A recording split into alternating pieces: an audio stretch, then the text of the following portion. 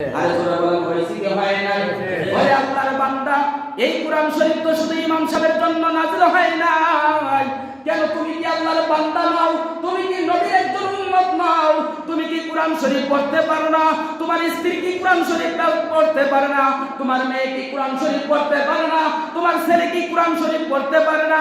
যদি তুমি না পারো, তোমার স্ত্রী না পারে, তোমার ছেলে না পারে, তোমার মেয়ে না পারে, তাহলে বুঝতে হবে আমার পরিবারের মতন কপাল পোড়ার কেউ নাই। ঠিক কিনা করে বলে আমার ভাইরা, আজকে আমাদের ঘরের ভিতরে রহমত নাই কেন?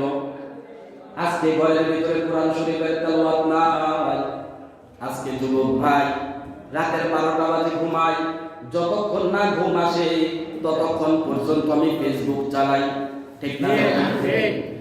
আমি যতক্ষণ পর্যন্ত আমার ঘুম আসে না আমি ফেসবুক নিয়ে টিপাটিপি করি, শুধু ঘুম আসে না ফেসবুকের মধ্যে পড়ে আছি। এর যুবক ভাই, আল্লাহকে একটু ভয় করে দেখো। তুমি এই সময়টা যদি ফেসবুক না চালাইয়া আমার মাওলার জিকিরের মধ্যে থাকতা, যদি এই ফেসবুকটা না চালাইয়া তুমি আমার মাওলার কোরআন তেলাওয়াতের মধ্যে থাকতা, যদি আমার এই ফেসবুকটা না চালাইয়া তুমি তোমার জিকিরের মধ্যে বসতা, তাসবিহ নিয়ে বসতা, দুরূদ শরীফ নিয়ে বসে যাইতা, শুয়ে শুয়ে যদি আল্লাহর কোরআনুল কারীমটা তেলাওয়াত করতা, বলে হুজুর আমি তো কোরআন শরীফ তেলাওয়াত করতে পারি না, আমার 60 বছর হয়ে গেছে, 50 বছর হয়ে গেছে, এখন কোরআন শরীফ তেলাওয়াত করার মতো যোগ্যতাও হাসিল করতে পারি না, হুজুর আমি এই সওয়াব থেকে কেমন করে বঞ্চিত হয়ে যাই। না না না ও বন্ধু, আল্লাহর রাসূল সাল্লাল্লাহু আলাইহি সাল্লাম একদিন সাহাবায়ে কেরামদেরকে নিয়ে এইভাবে বসে আছেন। সাহাবীদের মধ্যে আল্লাহর রাসূলের একজন সাহাবীর নাম ছিল উবাই ইবনে কাব রাদিয়াল্লাহু তাআলা আনহু। আল্লাহর রাসূল উবাই ইবনে কাবের দিকে লক্ষ্য করে বলে, ও উবাই ইবনে কাব, তুমি কোরআন তেলাওয়াত করো, আমি মুহাম্মাদুর রাসূলুল্লাহ শুনবো। যখন সুবহানাল্লাহ, হযরত উবাই ইবনে কাব আশ্চর্য হয়ে যায়। উবাই ইবনে কাব বলেন, ও আল্লাহর রাসূল এটা কি বললেন? এটা কি বললেন আপনি? আপনার চাইতে সুন্দর করে কোরআন তেলাওয়াত কেউ করতে পারে না, আর এই কোরআন তো আপনার উপরেই নাযিল হয়েছে। আমি উবাই ইবনে কাব কিভাবে কোরআন তেলাওয়াত আপনার সামনে করব? না না রাসূল, আমি পারবো না আপনার সামনে কোরআন তেলাওয়াত করার জন্য, আমার মন মানসিকতা তৈরি হয় না। আপনার সামনে আমি কোরআন তেলাওয়াত করব, আমার বড় লজ্জা লাগে গো রাসূল। আপনার উপরে কোরআন নাযিল হয়েছে, আপনি কোরআন নাযিলের মালিক, আপনি কোরআন তেলাওয়াত করেন।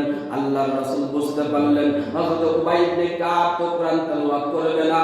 উবাই ইবনে কাবকে ডাক দিয়া বলে, ও উবাই ইবনে কাব, তুমি কি জানো এটা কি আমার পক্ষ থেকে বলা হয়েছে না কেউ আমাকে বলে দিয়েছে?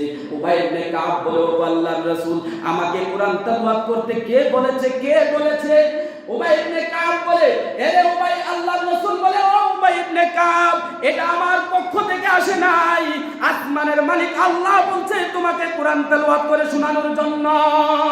সুবহানাল্লাহ। আল্লাহর রাসূলের এই কথাটা শুনে হাদিসে আছে, আল্লাহর রাসূল বলেন, যার জবান দিয়া আল্লাহর কুদরতি জবান দিয়া যার নামটা একবার বলে ফেলে, একবার যার নামটা উচ্চারণ করে ফেলে, যদি আল্লাহ পাক ডাক দিয়া কুদরতি জবান দিয়া বলে, যদিও দুনিয়ার বর্তমান মানুষের ওই কান নাই, যদিও দুনিয়ার মানুষ এখন আমরা শুনতে পাই না, আল্লাহ যদি ডাক দিয়া বলে, ও মতিয়াতুনের অমুক আল্লাহর বান্দা, তুই অমুক জায়গার ভিতরে দান কর, অথবা আল্লাহ কোন বান্দার একজন নাম নিলেন, আল্লাহর রাসূল বলেন, আল্লাহর কুদরতি জবান দিয়া যদি কারো নাম একবার উচ্চারণ করে ফেলে, তার জন্য আল্লাহর তৈরি জান্নাত ওয়াজিব হয়ে যায়।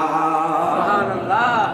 উবাই ইবনে কাব আর না করতে পারে যখন শুনছে আরশে আজিমের মালিক বলছে কোরআন তেলাওয়াত করার জন্য, আরশে আজিমের মালিকের কথা শুনে উবাই ইবনে কাব কোরআন শরীফ তেলাওয়াত করতে শুরু করবেন। ওই সময় চোখের পানি ছেড়ে দিলেন। আল্লাহর রাসূল বলেন, ও উবাই ইবনে কাব, তুমি কাঁদতেছো কেন? কান্নার কারণ কি? তোমাকে তো কাঁদতে বলি নাই, তোমাকে তো কোরআন তেলাওয়াত করতে বলছি। কোরআন তেলাওয়াত, তুমি তো কোরআন তেলাওয়াত করবা, তুমি কাঁদতেছো কেন? কি কারণে কাঁদতেছো? উবাই ইবনে কাব বলেন, ও আল্লাহর রাসূল, এই কান্নাটা হলো আমার আনন্দের কান্না, এই কান্নাটা হলো আমার আনন্দের কান্না। কিসের আনন্দ এত তোমার? উবাই ইবনে কাব বলেন, ও আল্লাহর রাসূল, আমার মতো অদমের, আমার মতো নগণ্য সাহাবীর নামটা যে আল্লাহ রাব্বুল আলামিন তার কুদরতি জবানে নিয়ে বলেছেন, এর চাইতে আমার জীবনে আর কোনো আনন্দের বাকি থাকে না। আল্লাহর রাসূলের জবানে এই কথাটা শুনে এবার উবাই ইবনে কাব কুরআন তেলাওয়াত করতে লাগলেন। কি সুন্দর করে তাদের কণ্ঠ, কিন্তু আমার তো এই কণ্ঠ নয়। উবাই ইবনে কাব রাদিয়াল্লাহু তাআলা আনহু বললেন, বিসমিল্লাহির রাহমানির রহিম। আল্লাহু আকবার। আর-রহমান আল্লামাল কুরআন খালাকাল ইনসান আল্লামাহুল বায়ান। তার মানে কি? দয়াময় আল্লাহ বানান শিখালেন কুরআন, দয়াময় রহমান শিখালেন কুরআন, বানালেন ইনসান শিখালেন বয়ান। এই কথার বাকশক্তি কে দান করছে? আল্লাহ। জোরে বলেন, কে দান করছে? আল্লাহ। জবান করে বলেন, কে জবানের মালিক? আল্লাহ। এই জবানের মতো আমার সন্তান, আপনার সন্তান। এই গ্রামও থাকতে পারে অনেক বোবা মানুষ, আছে না নাই? আছে। জোরে বলেন, আছে না নাই? আছে। সেই কথা বলার যোগ্যতা দেয় নাই কে? আল্লাহ। জোরে বলেন, দেয় নাই কে? আল্লাহ। এই জবানের মালিক আল্লাহ। আল্লাহ তাআলা বলেন, আল্লাহর নবী বলেন, মান সামাতা নাজা, যে চুপ থাকে সে নাজাত পায়। কারণ এই জবানটা, ওমর রাদিয়াল্লাহু তাআলা আনহু বলেন, এই জবানটার আয়তন, জবানটার মুখটার আয়তন একেবারে ছোট, কিন্তু এই জবান দিয়া অপরাধ হয় অনেক বড় বড়। ঠিক না বেঠিক? ঠিক। জবানের আয়তন খুব ছোট, আমার আপনার জবানটা খুব ছোট, মুখটা খুব ছোট, কিন্তু এই জবান দিয়া অপরাধ হয় বড় বড়। ঠিক না বেঠিক? এই জবানের কারণে একজন আরেকজনকে হত্যা করে, এই মুখের কারণে একজনে আরেকজনের উপরে হিংস্র ভাব দেখায়, এই মুখের ভাষার কারণে একজন আরেকজনকে মারধর করে। জোরে বলেন, ঠিক কি না? আল্লাহর রাসূল বলেন, যে ব্যক্তি দুইটা জিনিসের হেফাজত করবে, আমি নবী ঘোষণা করলাম তাকে জান্নাতে নিয়ে যাওয়ার জন্য আমি নবী জিম্মাদার হয়ে যাব। সুবহানাল্লাহ। কয়টা জিনিসের হেফাজত করলে? দুইটা।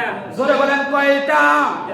দুইটা জিনিসের হেফাজত যে উম্মত করবে, আমি নবী তাদের ব্যাপারে ঘোষণা দিলাম তাদেরকে জান্নাতে নিয়ে যাব আমার জিম্মায়।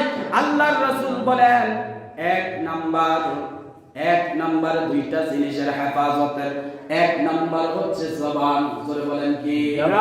জবানের হেফাজত যে করবে, দুই নম্বরে লজ্জাস্থানের হেফাজত যে করবে, এই দুইটা জিনিসের হেফাজত যে করতে পারবে, আল্লাহর রাসূল বলেন, এই জবান দিয়ে কোনো মানুষকে কষ্ট দেয় নাই, এই জবান দিয়ে কোনো মানুষকে গালি দেয় নাই, এই জবান দিয়ে কোনো মানুষের গীবত বলে নাই, এই জবান দিয়ে কোনো মানুষকে কোনোদিন দুঃখ হবে এমন কথা বলে নাই, এই জবান দিয়া মানুষের উপরে আক্রমণ হবে এমন কোনো কথা বলে নাই। এই জবানটারে হেফাজত করছে, এই জবানটা নাপাক জায়গায় লাগায় নাই, এই জবান দিয়া হারাম খাদ্য ঢুকায় নাই, এই জবান দিয়া চুরির মাল ঢুকায় নাই, এই জবান দিয়া সুদের মাল ঢুকায় নাই, এই জবান দিয়া ঘুষের মাল ঢুকায় নাই। এই জবানটারে আল্লাহর বান্দা আল্লাহ বেশি বেশি করে হেফাজত করছে। আল্লাহর নবী বলেন, এই জবানটারে হেফাজত করার কারণে আমি আল্লাহ রাব্বুল আলামিন, আমি আল্লাহ রাব্বুল আলামিন নবী মুহাম্মদুর রাসূলুল্লাহ সাল্লাল্লাহু আলাইহি সাল্লাম ডাইরেক্ট তাকে জান্নাতের গেটে নিয়ে আসব। সুবহানাল্লাহ।